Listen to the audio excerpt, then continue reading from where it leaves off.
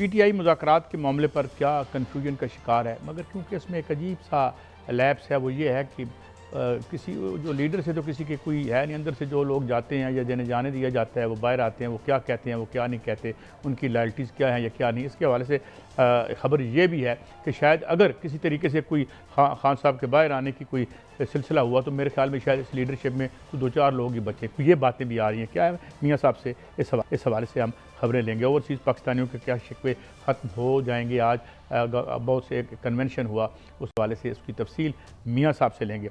चीनी सदर के दौरों से ट्रंप इंतज़ामिया क्यों खफा है, और ट्रंप जो है और खौफज़दा, तो हम 2 खबरें और भी आपके साथ करेंगे कि कौन खौफज़दा है।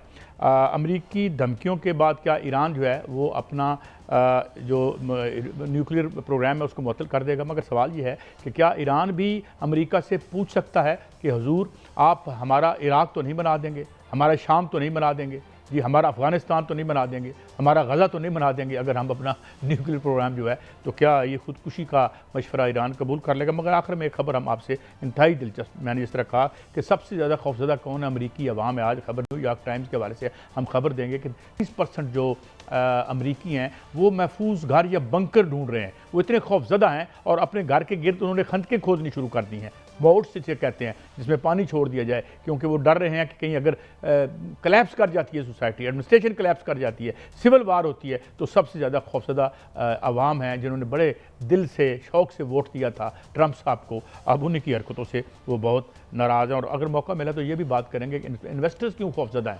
उन्हें डर ही नहीं लग रहा, उन्हें डर लग रहा है कि हम क्या डॉलर ख़रीदें, सोना ख़रीदें, क्या ख़रीदें। अजीब एक अनसर्टन दुनिया में हम आ चुके हैं। जी मियाँ साहब, ये पीटीआई के मुज़ाकरात का मामला, मुज़ाकरात तो कुछ है ही नहीं, मतलब खबरें हैं, एक बंदा अंदर से बाहर आता है, एक कहानी दूसरी कहानी, और एक बिल्कुल मेरे ख्याल में second year of the leadership और जो फर्स्ट ईयर जिसमें एक ही आदमी है, कोई मेरे ख्याल में दोनों में कोई तालमेल नज़र नहीं आ रहा। मियाँ साहब देखिए कायद साहब, आज मंगल का दिन था और मंगल के दिन आज भी मुलाकातों का दिन था। आज भी वही हुआ जो पहले होता है। सलमान अकबर राजा ने लिस्ट दी और वो अडयाला जेल गए। वहाँ पर जो है वो अलीमा खान जो कि और उनकी बहनें जो हैं वो भी वहाँ पर गई मुलाकात के लिए, लेकिन उनको रोक लिया गया। और सलमान अकबर राजा ने कहा कि मुझे क्यों रोका जाता है, क्या मैं काबिल कबूल नहीं हूँ, और मैं काबिल कबूल क्यों नहीं हूँ। उन्होंने सवाल किया कि मैं काबिल कबूल क्यों नहीं हूँ, और उन्होंने आज एक बड़क भी लगाई। उन्होंने कहा कि अगर कोई लिस्ट के बगैर जो है वो बानी पीटीआई से मिलने गया तो वो पार्टी की खिलाफवर्जी करेगा और पार्टी डिसिप्लिन की खिलाफवर्जी करने वाले को सजा दी जाएगी। और साथ ही उसी वक्त जब वो बात कर रहे थे तो थोड़ी ही देर बाद बैरिस्टर गौहर अली खान वहाँ पर आए और दीगर रहनुमा वहाँ पर आए, जिसमें बैरिस्टर गौहर थे, डॉक्टर अली इमरान थे, फैसल चौधरी थे, मुबशर मकसूद थे, मेहर उन्नसा और सलमान सफ्तर, राय सलमान, ये वहाँ पर आए और उन्होंने मुलाकात के लिए अडयाला जेल में उनको रास्ता दे दिया गया और वो वहाँ पर गए और उनकी मुलाकात हुई। और बाहर आकर बैरिस्टर गौहर ने गुफ्तगू भी की। उन्होंने कहा कि जो मुज़ाकरात का तासुर है वो गलत है, और बानी पीटीआई ने कहा है कि मैंने आज़म स्वाति को कोई इख्तियारात नहीं दिए और ना मैंने कहा है कि वो मुज़ाकरात करें। उन्होंने ये भी कहा कि मेरे मुज़ाकरात का तासुर जो है वो ना दिया जाए। और इस हवाले से उन्होंने जो मिनरल्स बिल है, माइंस एंड मिनरल्स बिल, और उसके बारे में उन्होंने कहा कि जब तक वज़ीर आला KPK और उनकी काबीना मुझसे मुलाकात नहीं करती उस वक्त तक ये बिल मंजूर नहीं होगा। और ये हदायत के साथ उन्होंने मुलाकाती जो थे वो बाहर आए। और फैसल चौधरी ने भी बात की। उन्होंने ये बात तो की कि उनकी जो फैमिली है उनसे मुलाकात नहीं करने दी गई, लेकिन सलमान अकबर राजा जो है उनकी मुलाकात का हिसाब आज भी नहीं हुई और वो मुलाकात के बगैर वापस आ गए। अलीमा खान ने वहाँ पर जो है एहतजाज किया और उन्होंने कहा कि मैं आज यहाँ यही बैठूंगी और जब अगर मुलाकात नहीं होती तो मैं जो है वो यहाँ पर धरना दूंगी। इससे पहले मेरे साथ जो है वो धोखा हुआ था, इस दफ़ा धोखा नहीं होने देंगे। लेकिन मुलाकात नहीं हो सकी और मुलाकात वही हुई है जिनकी होनी थी। और उसमें यह भी देखा गया कि बहुत से रहनुमा वहाँ पर जो है वो सुजुकियों पर पहुँचे, बहुत से मोटरसाइकिल पर पहुँचे, लेकिन सलमान अकबर राजा साहब जो हैं बगैर मुलाकात के वापस आ गए।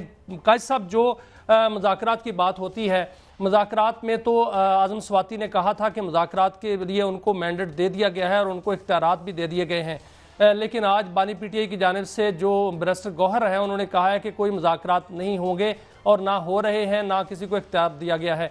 लेकिन ख़बर यह है कि बातचीत जो है वो चल रही है, और इस हवाले से इमरान खान साहब से वही बातचीत हो रही है जो नवंबर में हुई थी, और वो बातचीत यही हो रही है कि वो अगर रिहाई चाहते हैं या वो चाहते हैं उनके लिए कोई रिलीफ हो तो 9 मई पर जो है वो बाकायदा तौर पर, बाज़ाब्ता तौर पर और सिद्क़े दिल से माफ़ी मांगे। और इसके अलावा जो बाकी मामलात हैं कि वो खामोश रहेंगे और अपने सोशल मीडिया को डिसऑन करेंगे, और ये बातें जो है उनसे की जा रही हैं। बाकी और कोई बात नहीं की जा रही कि इससे आगे वे जो है फेवर दी जा रही है, ऐसी कोई बात नहीं है। हम यहाँ इस प्लेटफॉर्म से जो भी पोजीशन ले रहे हैं, जो रिपोर्ट हम कर रहे हैं और कोशिश करते हैं एक्यूरेट हम करें।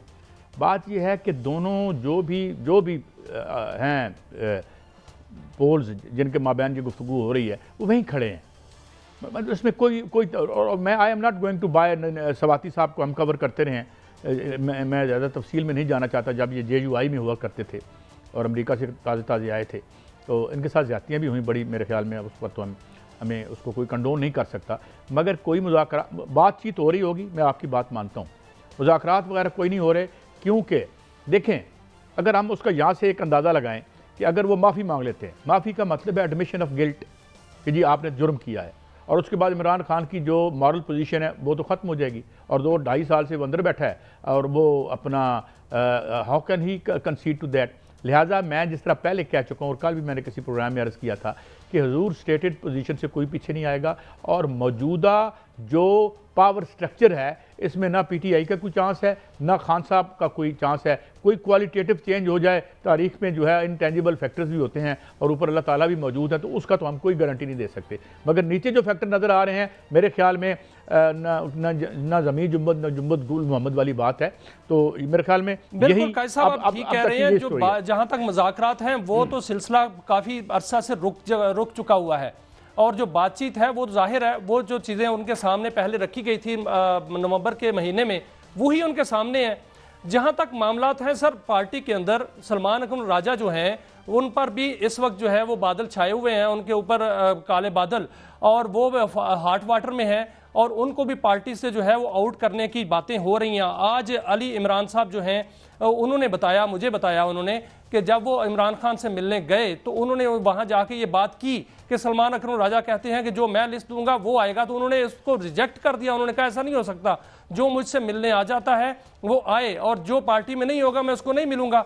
तो आज सलमान अकरम राजा साहब जो हैं उनको बाकायदा तौर पर बानी PTI ने भी इस हवाले से उनके मौक़िफ़ को जो है वो रिजेक्ट किया है, और पार्टी के अंदर भी ये कोशिश हो रही है कि उनको जो है वो साइडलाइन किया जाए। लेकिन यहाँ पर जो बात है बातचीत की, तो जो इसहाक डार हैं वो कह चुके हैं कि फितना उनको करार दे चुके हैं इमरान खान को कि उनसे कोई बात नहीं होगी, और जो इरफान सिद्दीकी साहब हैं वो भी बातचीत जो है वो ख़त्म कर चुके हैं। मुज़ाकरात नहीं हो रहे कायद साहब, लेकिन जो बातचीत है उस हवाले से जो वहाँ पर पार्टी से लोग मिलने जाते हैं उनको और जो एस्टेब्लिशमेंट से मिलते हैं उनको एक ही बात कही जाती है कि अगर मुज़ाकरात करने हैं तो सियासी क़यादत से किए जाएँ, लेकिन जो बातचीत है वो ये है कि 9 मई जो कि अच्छा नहीं, एक और बात है, एक और बात है कुछ भी हुआ है उस पर जो है माफ़ी मांगी जाए। इरफान सिद्दीकी साहब का जिक्र किया, मैंने किसी TV प्रोग्राम में मैंने उनका एक क्लिप देखा, उनका जनाब साढ़ा की तलक हम मासूम लोग हैं जिन्होंने गल करनी उन्होंने कर लो।